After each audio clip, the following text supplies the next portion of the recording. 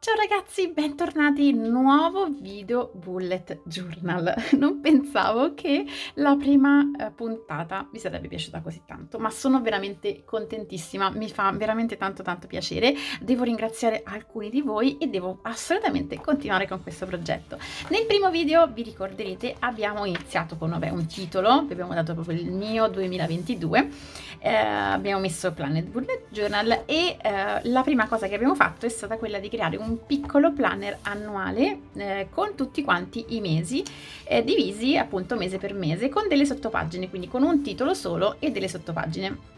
Non ho ancora scritto niente perché lo vedremo in questo video. Oggi andremo a parlare di goals, ossia di traguardi. Allora sfogliamoci le nostre paginine del nostro anno e andiamo a una pagina pulita. Allora questa pagina qui, come vedete, è un po' passato il colore, quindi possiamo decidere di scriverci sopra, ma io in questo momento la lascerò vuota. Ci farò un altro progetto in cui dovrò attaccare poi della carta sopra in modo da evitare di vedere queste cose. Questo quadernino ha una carta piuttosto buona, però con alcuni tipi di penna un pochettino si vede, però c'è sempre il modo per evitare questa cosa. Alcuni bullet journal hanno delle pagine più spesse con i quali non c'è questo problema di passaggio di colore. Questo un pochettino ce l'ha, però devo dire per il prezzo che aveva ce lo facciamo piacere.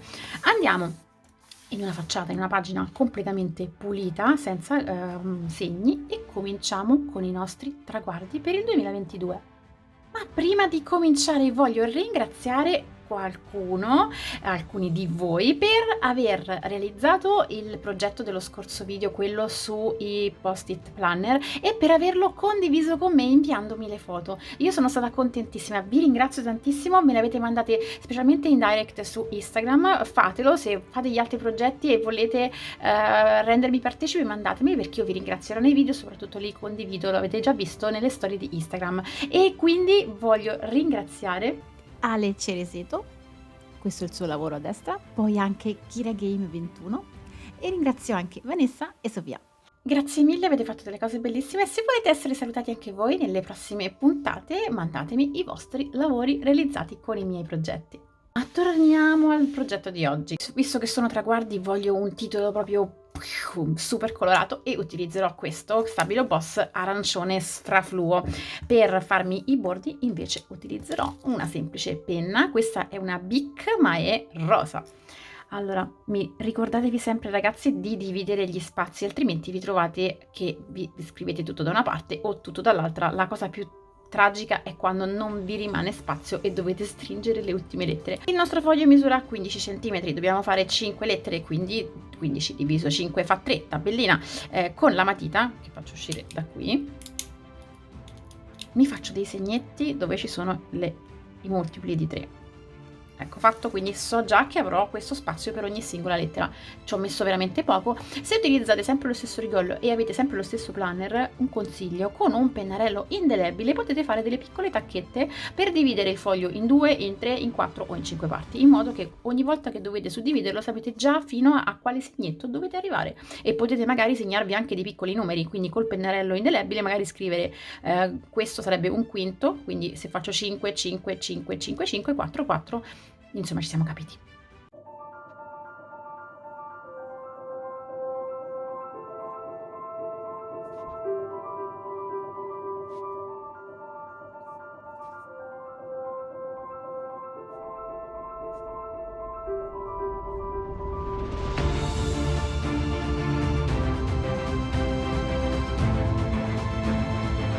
Ora posso togliere l'eccesso di matita,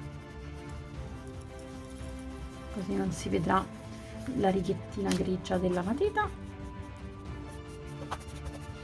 e posso colorare. Se volete potete lasciare degli spazi leggermente vuoti che creeranno un effetto molto carino, come se fosse una parte lucida. Allora lo potete fare sia lasciando il colore, ma potete farlo anche facendolo vedere. In questo caso io farò delle piccole goccioline in questo modo.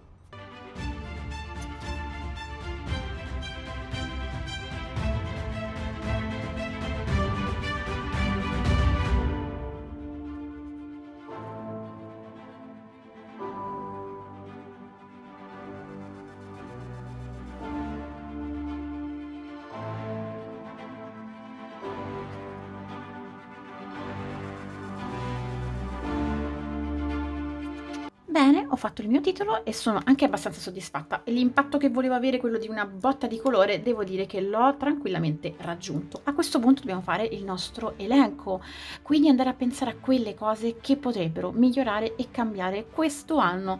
Ehm, Noi abbiamo sempre in mente cose da fare, ma il fatto di poterle scrivere probabilmente un po' ci inchioda, perché magari possiamo veramente valutare se qualcosa l'abbiamo mantenuta o se qualcosa ce la siamo persa per strada. Quindi diciamo che i buoni propositi scripta manent è meglio scriverli e cercare di portarli avanti. Metterò la penna rosa perché mi è piaciuta parecchio. Adesso mi faccio una tabella che sarà fatta un po' a trattini. Userò i quadratini per aiutarmi, 2 li collego e 1 lo lascio fuori. E userò come puntatore, diciamo come elenco puntato, utilizzerò dei cuoricini. Quindi cominciamo con questo.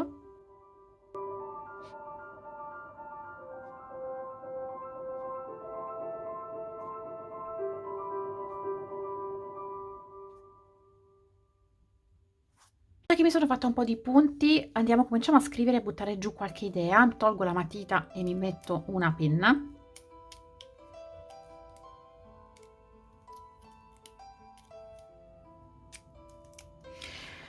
Allora, prima cosa che vorrei in quest'anno è raggiungere un po' di minimalismo. Non ci riuscirò mai perché io tendo ad accumulare cose e mi rendo conto che meno cose si hanno e meglio si vive, o almeno si usano tutte quante. Non so se a voi è capitato, ma a me purtroppo sì, di dimenticare di avere delle cose, di perderle e di doverne ricomprare di identiche. Ecco, una cosa che vorrei veramente escludere. Soprattutto il mondo sta cambiando, tante cose non sono più, queste cose non sono più ammissibili, tante cose le abbiamo eliminate, bisogna cominciare a ragionare in quest'ottica. Quindi il minimalismo sarà uno dei miei primi traguardi di quest'anno. In questa tabella del minimalismo che andrò a farmi più avanti, principalmente vorrei inserire delle challenge e del decluttering. Posso dividere in due o posso scrivermeli uno dietro l'altro.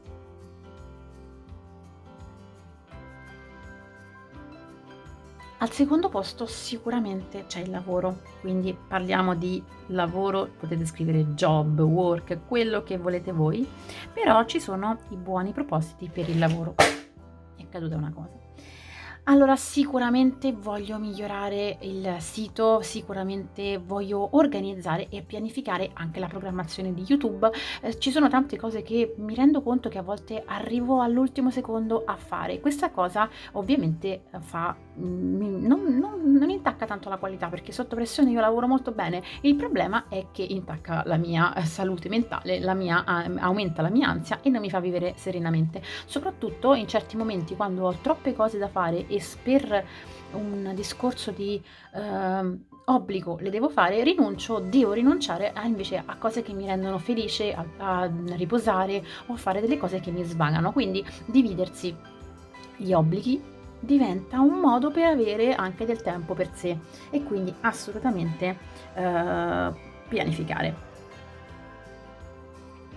Quindi oltre al lavoro metterò anche qui, metterò YouTube, perché per me YouTube è sia lavoro che comunque sia ormai una condizione di vita, quindi anche quello che sto facendo, tipo quello che sto facendo in questo momento, non è soltanto un fatto lavorativo, ma nel mio caso è anche qualcosa che mi aiuta un pochettino a vivere meglio. Quindi vorrei inserire delle nuove rubriche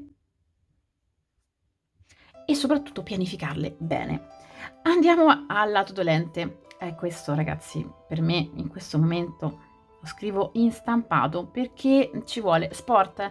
Allora, in questo momento io non sto facendo sport perché non ho voglia di prendere un abbonamento in palestra in questo momento perché a volte le chiudono, quindi non ho sicurezza. È successo con Lele lo scorso anno che ha perso tantissimi mesi, non mi va. Quindi mi sono data come proposito quello di almeno fare movimento libero, quindi di stabilire un minimo di passi giornaliero che devo fare assolutamente. Per fare questa cosa utilizzo il contapassi del telefono, quindi è molto semplice. Oppure appunto cerco di allungare un pochettino i giri. Fatelo anche voi, magari se dovete fare un tratto a piedi, cercate magari di fare un isolato in più, allungate un pochettino, non vi costa tanta fatica, però vi tenete in movimento. Quindi almeno 6.000 passi al giorno. E poi, qualcosa che non può mancare, magari molti di voi vanno a scuola, però per me che ho finito scuola, comunque sia in questo momento storico, comunque sia con l'avanzamento della tecnologia così veloce, è veramente importante, almeno io penso che sia così, mantenersi attivi e aumentare skills, imparare cose nuove, fare, delle esperienze, ma comunque sia non fermarsi. Mi rendo conto che se mi fermo un attimo passa tutto, ma anche non soltanto a livello tecnologico, ma anche a livello di comunicazione, di parole, di slang, di tante cose. Quindi assolutamente bisogna inserire delle skills. Poi cose che non possono mancare, basta, bisogna essere un pochettino felici, quindi qua ci vuole proprio il cuoricino, forse andava messo come prima cosa, però l'ho messo qui, come tipo last but not least, felicità. Non la canzone, ma del tempo per essere felici. E poi come ultima cosa, vorrei mettere appunto del tempo libero. Questa è la mia esperienza. Che per me rappresentano viaggi principalmente, quindi cercare di fare qualcosa, che, resti, perché il ricordo di un viaggio è una cosa che difficilmente possiamo dimenticarci, perché è una cosa diversa da quella che facciamo tutti i giorni. L'anno scorso, abbiamo girato abbastanza pur con tutte le restrizioni, siamo stati in campeggio, abbiamo provato a dormire anche nella tenda, abbiamo fatto un sacco di esperienze anche molto semplici, però veramente belle. Siamo stati a Tivoli a vedere Villa d'Este. Quest'estate, magari quando il tempo è un po' più bello, primavera o estate, vorrei continuare a vedere con i ragazzi e mostrare loro dei bei posti anche territoriali, anche vicini a casa, non serve andare chissà dove. Magari nella nostra provincia o nella nostra regione ci sono delle cose molto belle da vedere. A volte mi rendo conto di essere pigra e devo evitare questo, cioè a volte uno dice vabbè ma sto a casa, chi me lo fa fare? E invece no, queste cose poi non tornano e quindi vanno assolutamente fatte. Per ognuno di questi traguardi dovremo andare a fare una tabella e poi utilizzarla durante l'anno in modo da poterla compilare. Teniamoci una pagina perché magari appunto ci servirà sia per come grafico sia per appuntare le nostre considerazioni. Ovviamente per queste cose possiamo utilizzare anche il nostro planner annuale. È veramente semplice, basta che voi diate un colore ad ogni situazione, lo andate a evidenziare di un colore e poi nel vostro mese andiate a mettere il pallino con i colori corrispondenti. In questo modo vi renderete conto se quel giorno avete fatto sport, se quel giorno siete stati felici, se quel giorno vi siete stati soddisfatti di qualcosa che avete imparato o avete lavorato bene. Più il vostro calendario sarà pieno di puntini colorati e più il vostro anno e i vostri propositi saranno appunto stati assecondati. Più il vostro planner sarà colorato e variegato con puntini di tanti colori e più il vostro planner e i vostri buoni propositi saranno stati accontentati. Allora io adesso vi farei come prima tabella quella sullo sport, ok? Me la faccio da questa parte, le altre le posso fare in ordine sparso, non mi serve, tanto poi giro la pagina e le trovo.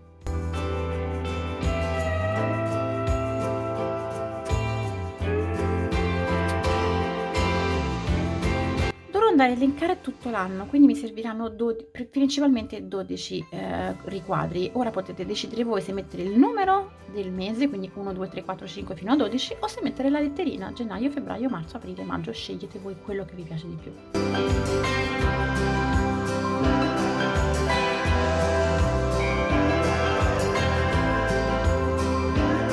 Importante che lasciate almeno 2 quadretti per ogni mese perché vi rappresenteranno ognuno un giorno. Ovviamente questo non è un'agenda, quindi il giorno lo scriverete volta per volta, però vedete che io per gennaio posso scrivere su questo e su febbraio questo e via dicendo.